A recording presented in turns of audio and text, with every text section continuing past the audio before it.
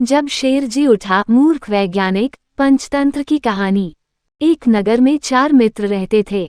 उनमें से 3 बड़े वैज्ञानिक थे, किंतु बुद्धिरहित थे। चौथा वैज्ञानिक नहीं था, किंतु बुद्धिमान था। चारों ने सोचा कि विद्या का लाभ तभी हो सकता है यदि वे विदेशों में जाकर धन संग्रह करें। इसी विचार से वे विदेश यात्रा को चल पड़े। कुछ दूर जाकर उनमें से सबसे बड़े ने कहा, हम चारों विद्वानों में एक विद्या शून्य है, वो केवल बुद्धिमान है। धनोपार्जन के लिए और धनिकों की प्रसन्नता प्राप्त करने के लिए विद्या आवश्यक है।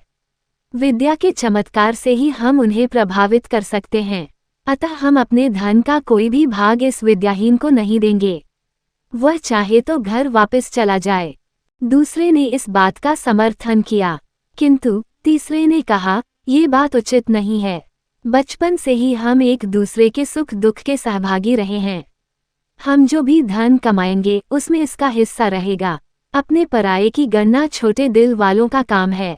उदार चरित व्यक्तियों के लिए सारा संसार ही अपना कुटुंब होता है। हमें उदारता दिखलानी चाहिए। उसकी बात मानकर चारों आगे चल पड़े। थोड़ी दूर जाकर उन्हें जंगल में एक शेर का मृत शरीर मिला। उसके अंग प्रत्यंग बिखरे हुए थे। तीनों विद्याभिमानी युवकों ने कहा, आओ हम अपनी विज्ञान की शिक्षा की परीक्षा करें। विज्ञान के प्रभाव से हम इस मृत शरीर में नया जीवन डाल सकते हैं। ये कहकर तीनों उसकी हड्डियां बटोरने और बिखरे हुए अंगों को मिलाने में लग गए। एक ने अस्थि संचय किया, दूसरे ने चर्म, मांस, रुधिर संयुक्त किया, तीसरे ने प्राणों के संचार की प्रक्रिया शुरू की। इतने में विज्ञान शिक्षा से रहित किंतु बुद्धिमान मित्र ने उन्हें सावधान करते हुए कहा, जरा ठहरो। तुम लोग अपनी विद्या के प्रभाव से शेर को जीवित कर रहे हो। वह जीवित होते ही तुम्हें मारकर खा जाएगा। वैज्ञानिक मित्रों ने उसकी बात को अनसुना कर दिया।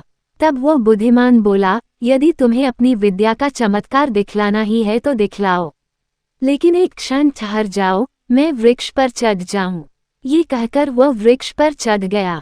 इतने में तीनों वैज्ञानिकों ने शेर को जीवित कर दिया।